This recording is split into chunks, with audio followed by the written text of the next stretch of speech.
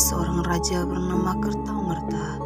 Ia memimpin sebuah kerajaan yang megah dan indah yang disebut Kerajaan Daha. Raja Kertamerta memiliki 2 orang putri cantik. Putri pertama bernama Dewi Galuh dan putri kedua bernama Candrakirana. Kehidupan mereka sangat bahagia. Suatu hari, Kerajaan Daha kedatangan seorang pangeran tampan dari kerajaan Kahuripan. Nama pangeran tersebut adalah Raden Inu Kertapati. Kedatangan Pangeran Inu Kertapati ke Kerajaan Daha adalah untuk melamar putri dari Raja Kertamerta, yaitu Putri Candrakirana. Lamaran tersebut disambut baik oleh Raja Kertamerta. Candrakirana pun menerima lamaran Raden Inu Kertapati. Putriku, mari. Ada apa yang memanggilku? Apakah ayah juga memanggil aku? Begini, ayah telah membuat perjanjian terhadap Raden Inu, maka salah satu dari putri ayah akan menikah kepadanya. Siapakah yang akan menikah dengan Raden Inu, ayah? Salah satu dari putri ayah akan menjadi permaisuri. Menikah dengan Raden Inu itu merupakan impian dari kecil, ayah.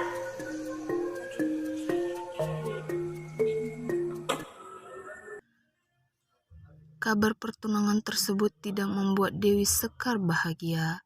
Ia iri dengan Candrakirana. Dewi Sekar menaruh hati pada pangeran dan merasa dirinya yang paling pantas menjadi tunangannya.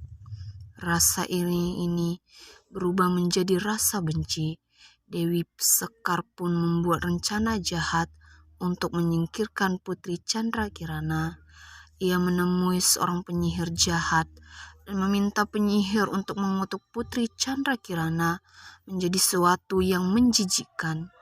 Dengan begitu, pangeran akan menjauhinya dan Dewi Galuh akan menjadi Putri Candrakirana sebagai tunangannya. Apa ini? Tidak rela. Kenapa harus Candrakirana yang harus dijodohkan dengan Raden Inu? Padahal kan secara fisik aku tuh lebih cantik daripada Candrakirana.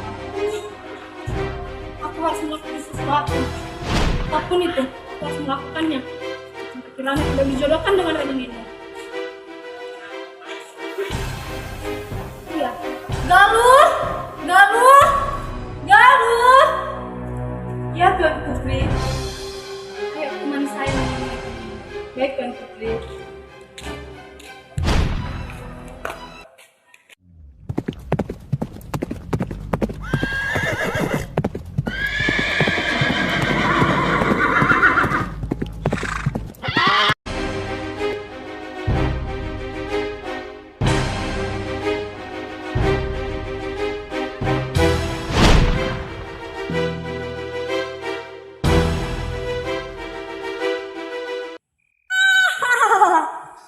Rupanya kamu, Dewi Sekar.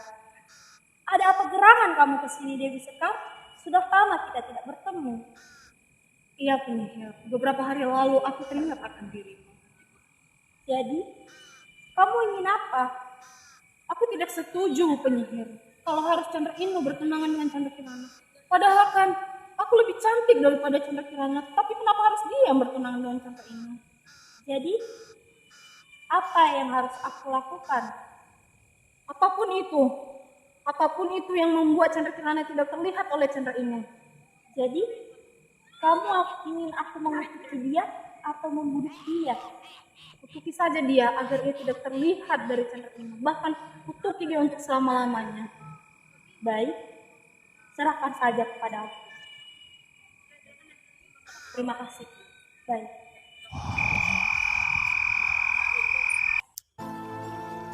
Sepulang menemui penyihir jahat, Dewi Sekar pun menjalankan rencana jahatnya. Ia memfitnah Putri Candrakirana dan membuatnya diusir dari istana. Putri Candrakirana yang sedih akhirnya pergi dari istana dan terus berjalan menyusuri hutan. Di sana ia bertemu dengan si nenek sihir yang jahat dan ia dikutuk menjadi keong emas. Penyihir ini kemudian meninggalkan keong emas itu tanpa tahu bahwa kutukan tersebut hanya sementara. Keong emas dapat berubah kembali menjadi Putri Candrakirana jika ia bertemu dengan Raden Inu Kertapati. Ayah, iya ada apa putriku? Ayah tahu, Candrakirana telah bercinta dengan penolong kita, ayah. Tidak mungkin itu. Ini buktinya, ayah. Lihatlah ayah seperti ini. Apa? Tidak mungkin Kirana melakukan ini. Kirana! Kirana! Apa yang kau lakukan ini? Aku tidak pernah melakukannya, ayah. Tidak tahu diri, keluar kau dari sini. Angkat kaki. Pergi jauh dari mukaku.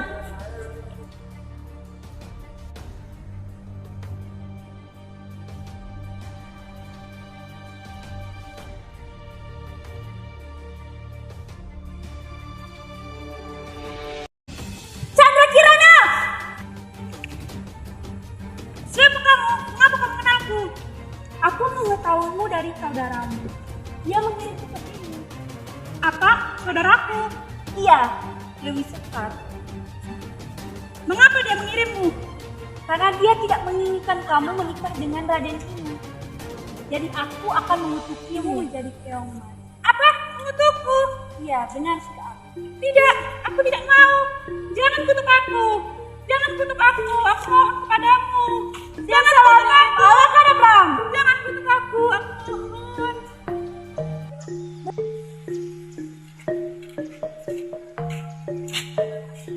Bagaimana keadaan kerajaan Kartamata? Ya benar, sawah dan kebun sawit tampak terurus dan terawat. Meskipun kami tidak sehebat dengan keuripan, tetapi itu semua sangat membanggakan bagi kami. Sudahlah, jangan merendah. Iya, di mana calon permaisuriku? Begini, dia memiliki kesalahan dan itu sangat fatal dan tidak bisa dimaafkan. Apa itu kesalahannya? Dia menjalin hubungan dengan salah satu pengawal dari kami.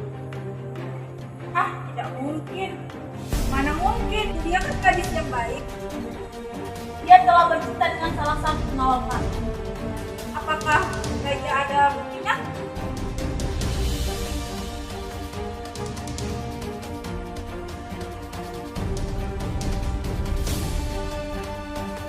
Tidak mau, aku tidak percaya. Mana mungkin gadis seperti Candrakirana itu melakukan seperti itu. Saya akan menggantikannya dengan seperti itu. Tidak mau. Perjanjian di awal Candrakirana dengan Raden Inu yang menikah, bukan Dewi Sekar. Kamu telah membohongi kerajaan kami.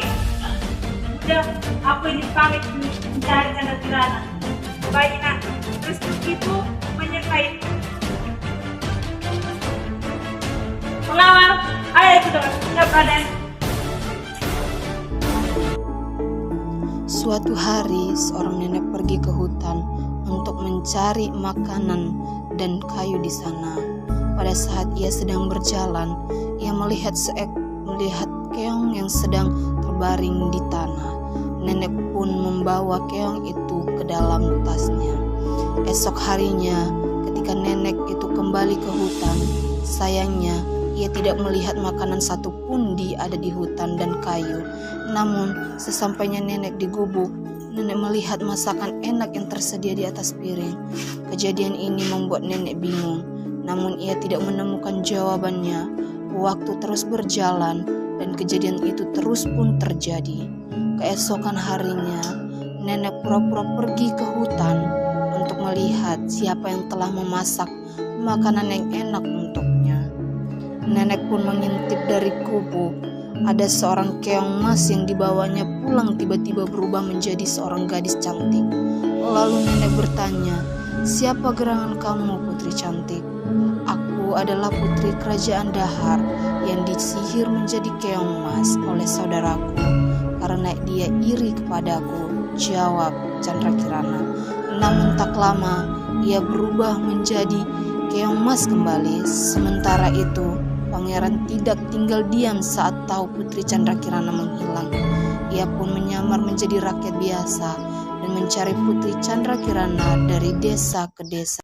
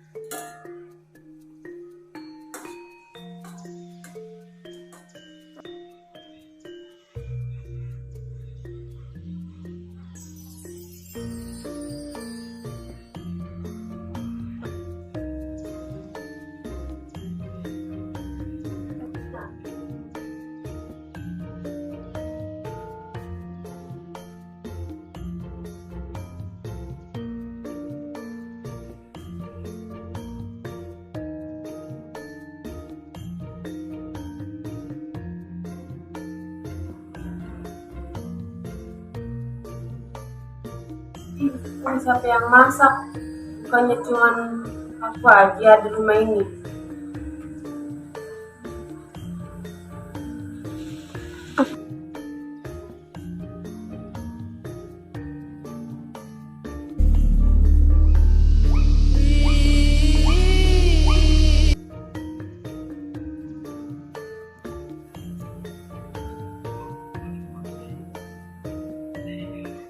Kamu siapa?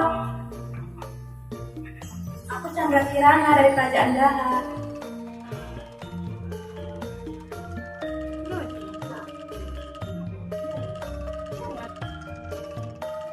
Ketika nenek sedang kelaparan, ia mencoba untuk pergi ke hutan untuk mencari buah-buahan manakala ia menemukan makanan untuk dijadikan makanan. Ketika nenek pergi ke hutan, ia tidak menemukan satupun makanan dan ia akhirnya duduk dan mencoba untuk meminta tolong untuk memberikan makan kepadanya. Tolonglah saya pun mereka, tolonglah saya. Ketika suara nenek itu menjerit, Raden Inu pun mendengar suara nenek itu dan ia mencoba mendatanginya dan memberikannya makan. Ketika nenek itu melihat Raden Inu, diambilnyalah makanan itu dan dia berterima kasih kepada Raden Inu dan ia mengajak Raden Inu untuk pergi ke rumahnya agar Raden Inu bisa beristirahat di sana. Raden, nenek ini sedang kelaparan. Apakah Raden mempunyai sedikit bekal? Oh iya, aku ada. Ini ada sedikit makanan untuk nenek. Dimakan ya. Ketika mereka sampai di rumah, dibukakanlah pintu oleh si nenek dan mengajak Raden Inu masuk. Ketika Raden Inu masuk, dilihatnyalah Chandra Kirana. Betapa terkejutlah Raden Inu melihat Chandra Kirana berada di rumah nenek itu. Dan ketika saat itu, ia menghampiri Chandra Kirana dan untuk mengajaknya pulang. Chandra Kirana, bersama nenek ini ada Raden Inu yang kemarin aku ceritakan kepadamu. Ketika Raden Inu mengajak Chandra Kirana untuk kembali ke istana, Chandra Kirana mengatakan ia tidak bisa meninggalkan nenek itu sendiri di gubuk ini.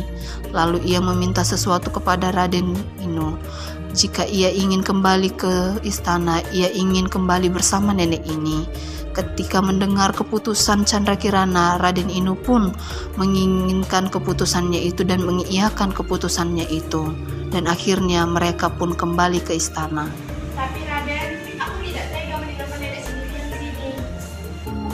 Setelah semuanya terbongkar, akhirnya Dewi Sekar pun dihukum dengan hukuman yang setimpal dengan apa yang telah diperbuatnya kepada Chandra Kirana. Setelah semuanya terbongkar, akhirnya Dewi Sekar pun dihukum dengan hukuman yang setimpal dengan apa yang telah diperbuatnya kepada Chandra Kirana.